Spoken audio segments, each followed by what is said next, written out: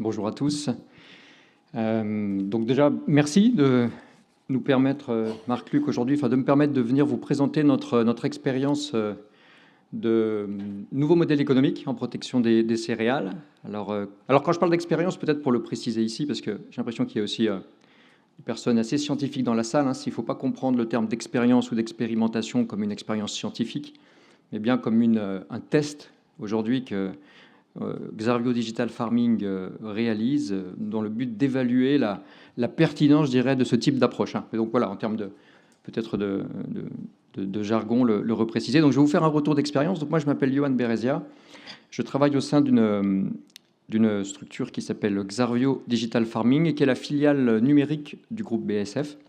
Donc nous, on fait de la technologie. Notre métier, c'est de faire de la technologie, du développement, des algorithmes, depuis l'acquisition de données jusqu'à la mise en œuvre dans les consoles des tracteurs. Donc c'est de l'agriculture de précision, pour utiliser des termes plus connus, pour améliorer la production, alors végétale principalement, et pas uniquement la protection des plantes, hein, je le précise aussi, de manière plus durable. Donc c'est ce qu'on pourrait appeler aussi de l'agroécologie, puisque l'enjeu, c'est de finalement réconcilier performance économique d'un côté pour l'agriculteur, mais aussi pour les acteurs de la filière, et performance environnementale grâce au numérique. Donc la genèse de cette expérience dont je vais vous parler aujourd'hui, Xarvio Healthy Fields, donc est un service que l'on propose depuis 4 ans. En fait, l'idée a émergé en 2018 quand, dans un cadre d'un club service que BASF animait, se posait la question dans la transition écologique, finalement, il y avait 2 éléments. La transition agroécologique, c'est finalement baisser les intrants.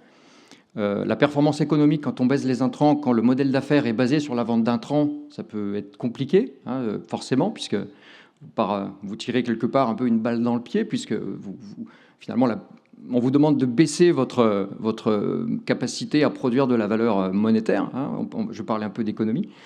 Et puis l'agriculture numérique, ça fait longtemps que l'agriculture numérique existe, que les OAD existent. Et en fait, on s'aperçoit, et ça a été aussi dit ce matin, c'est que la capacité des agriculteurs à embarquer la valeur de ces solutions, hein, en utilisant ces OAD, était compliquée, pour différentes raisons, pour des raisons de compétences, de temps, mais aussi pour des raisons de risque. Et ça a bien été dit. Est-ce que je suis prêt à prendre le risque de ne pas traiter, par exemple, parce que l'outil me dit de ne pas le faire?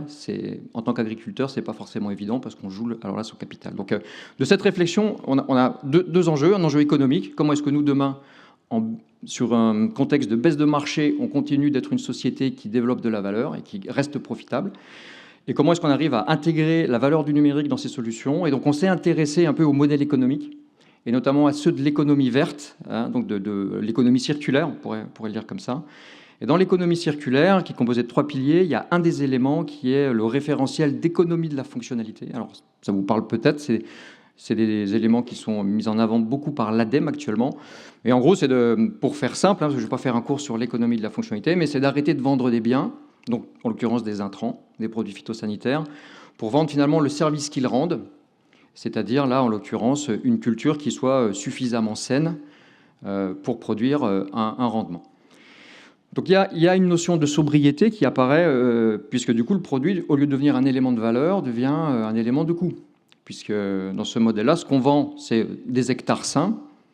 Et finalement, pour atteindre ce résultat d'hectares sains, que ce soit avec un OAD, avec des produits, avec des pratiques agricoles, finalement, les moyens, on va avoir un intérêt à les optimiser pour essayer de développer plus de valeur. Parce que moins on aura de coûts pour un hectare sain donné, et plus on aura de valeur dans le système.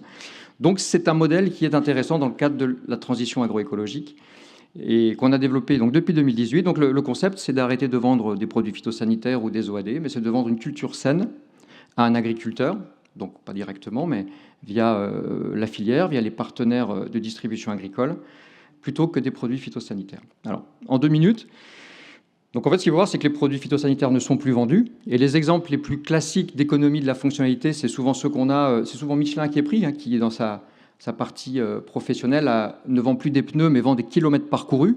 On va vendre le résultat. Au lieu de vendre des ampoules, on peut vendre des bâtiments éclairés. Et en fait, dans ces mécanismes-là, voilà, c'est forcément, ça découple. C'est le fameux découplage entre la consommation de ressources d'un côté, les intrants, le temps, le gasoil, et la production du résultat et la performance qui est vendue. Bon. Je fais pas un cours sur l'économie de la fonctionnalité, mais en tout cas, c'est des modèles par rapport à l'enjeu de prise de risque qui sont intéressants parce qu'automatiquement, les acteurs, en s'engageant sur une performance, passent dans une obligation de résultat par rapport à une obligation de moyens, et du coup vont prendre le risque à la place de l'usager. C'est même plus un client, hein, c'est un usager qui va du coup lui bénéficier d'un service. Donc le principe de ce service que l'on a développé, Xarvio Healthy Fields, commence par un diagnostic agronomique. Donc effectivement, grâce à la solution numérique, on a les informations des parcelles et donc on va pouvoir évaluer un niveau de risque agronomique en fonction de la variété, de la date de semis, de la région, de différents paramètres. Et donc on va être capable d'évaluer un risque agronomique et donc de faire une proposition de valeur, une proposition tarifaire. Donc quand je dis « on », c'est pas nous directement, c'est les partenaires de la distribution agricole qui commercialisent et qui coproduisent ce service à l'agriculteur. À partir du moment, donc parcelle par parcelle, on va être capable d'évaluer un risque, de donner un tarif, et donc c'est un tarif qui est basé sur les pratiques agronomiques de l'agriculteur. Par rapport à ce diagnostic, ensuite, en saison, un pilotage entre mars et juin aura lieu. Donc on parle bien du blé, hein, donc entre mars et juin, le blé est en pleine croissance. Et chaque semaine, l'agriculteur va recevoir un bulletin hebdomadaire de suivi du niveau de risque. Il aura aussi une application mobile pour évaluer ce risque. Et s'il y a besoin de traiter, alors les consignes de traitement vont être données et les produits vont être mis à disposition. Donc, ils ne vont pas être vendus, hein, mais ils vont être mis à disposition avec des consignes précises d'application. Et à la fin, en juin environ, à un certain stade donné, on va valider le résultat. Donc c'est une validation visuelle des parcelles qui est faite, donc simple, qui va permettre de confirmer l'atteinte de la performance vendue. Et à partir de là, si la performance est atteinte, ben, tout va bien, on est au résultat. Si la performance n'est pas atteinte, dans ce cas-là, l'agriculteur est indemnisé. Donc effectivement, physiquement, le risque a changé de camp et est bien passé dans les producteurs, je dirais, du service. Donc ça, c'est le service. Alors, ça fait 2018, ça fait 4 ans qu'on l'expérimente, ce service, en croissance continue depuis 2019. Je vais vous parler particulièrement de l'année dernière, 2024, puisque du coup, le risque a changé de camp. Il est passé dans le consortium d'acteurs qui produit le service. Et comme vous le savez sûrement, en céréales, l'année dernière a été une année particulièrement difficile. C'est une des plus faibles récoltes depuis 40 dernières années. Je crois une pression aussi, maladie inédite depuis 40 ans, 22% de baisse de production. Donc effectivement, un excès de pluie, un printemps très compliqué, et puis présence particulièrement forte de maladies.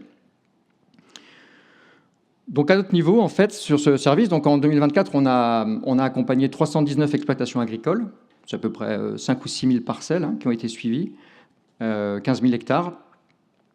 Et puis, donc, de manière assez transparente, je vous donne les éléments, parce que l'objectif aujourd'hui, c'est aussi de vous partager un petit peu, voilà, alors c'est pas une démarche scientifique, mais en tout cas, c'est une démarche sur laquelle on a de la donnée quand même. Et donc, l'investissement pour l'agriculteur, aujourd'hui, quand on interroge les agriculteurs, était à peu près équivalent l'année dernière à leur investissement, je dirais, classique fongicide, si on essaye de comparer un peu les valeurs. À peu près 85 € hectare, c'est l'investissement moyen qu'un agriculteur a fait dans le service. Et vous avez, en sachant que ça dépend du risque, donc ça variait de à peu près 70 € hectare à plus de 100 € hectare, selon les pratiques de l'exploitation. D'accord, mais donc un niveau équivalent, je dirais, à ce que, en général, un agriculteur peut investir d'après les éléments de métrique, de marché dont on dispose.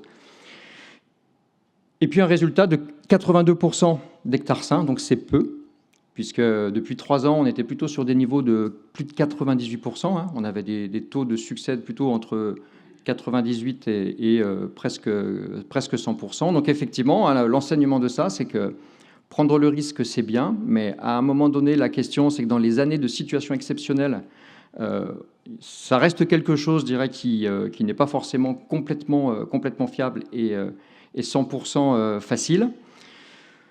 Donc si on fait un petit peu le focus sur ce taux de performance, depuis 4 ans, effectivement, vous l'avez là, on a, sur les 4 dernières années dans ce service, eu un taux de performance parfait 2021, 2022, 2023, en retrait 2024. Et donc, ça pose la question dans ces approches économiques de prise de risque, de vente de résultats, sur à la fois les enjeux de partage du risque, et puis les enjeux aussi de fiabilité, bien sûr, et de gestion de l'approche globale. Donc, d'assurance, évidemment, éventuellement de réassurance, mais aussi de partage entre les acteurs du risque. Si on parle un petit peu plus maintenant dans cette approche des économies de ressources, bout d'intrants. Donc là, il y a 2 éléments qu'on suit. Alors nous, on les suit effectivement de la meilleure manière possible par rapport aux données dont on dispose, mais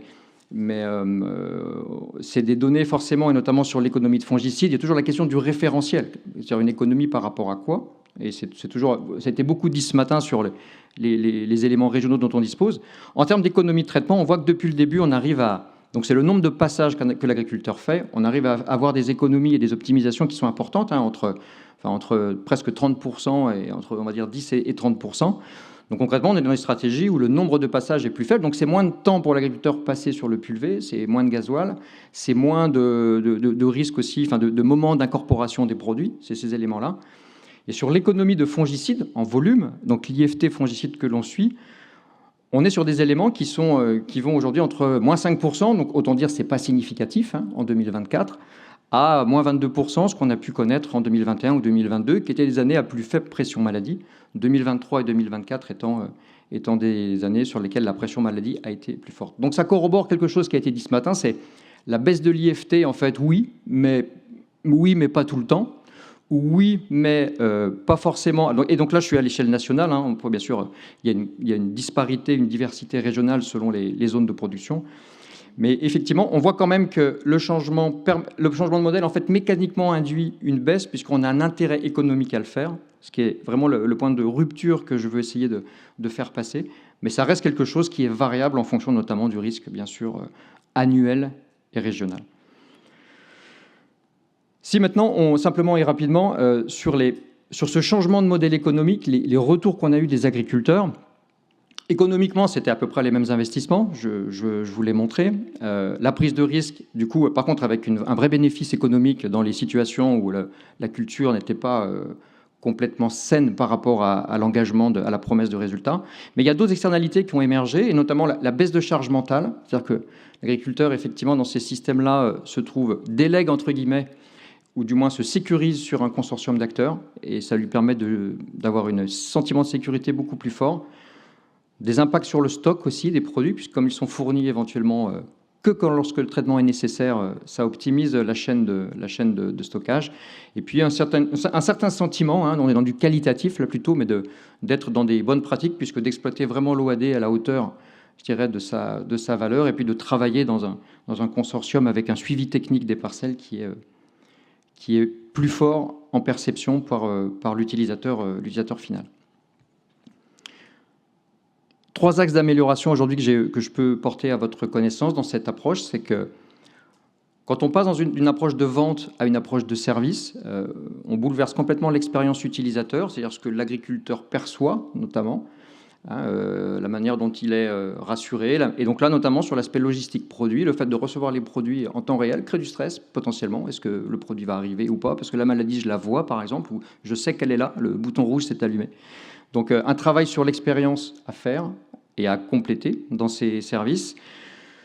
Un transfert de charge de travail entre certains acteurs, et notamment au niveau des suivis techniques des parcelles, parce que ça a été aussi dit ce matin, on ne peut pas se baser uniquement sur un OAD et sur les algorithmes de modélisation, il faut aussi aller recaler, corroborer sur le terrain, donc un retour finalement, ou du moins une anticipation du suivi technique, qui crée une charge de travail.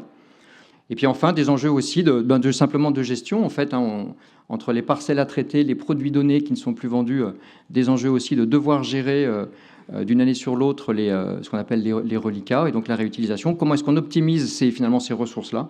C'est des éléments qui sont encore à travailler pour les optimiser. Je suis au bout? Allez, et je vais terminer. Mais en tout cas, 4 risques à noter. Et le principal que je peux mettre en avant dans le temps qui m'a imparti, c'est le risque économique. Hein, dans ce changement de modèle qui s'appelle Product as a Service, le fait de prendre le risque, certaines années, notamment les situations exceptionnelles, nécessitent de vraiment pouvoir le faire. 2024 était compliqué, donc c'est mon point de perspective pour la suite. C'est comment apporter dans ces modèles-là de la résilience économique grâce aux différents acteurs, et pas uniquement l'agriculteur, dans ces approches. Voilà, je vous remercie. Merci, merci Johan.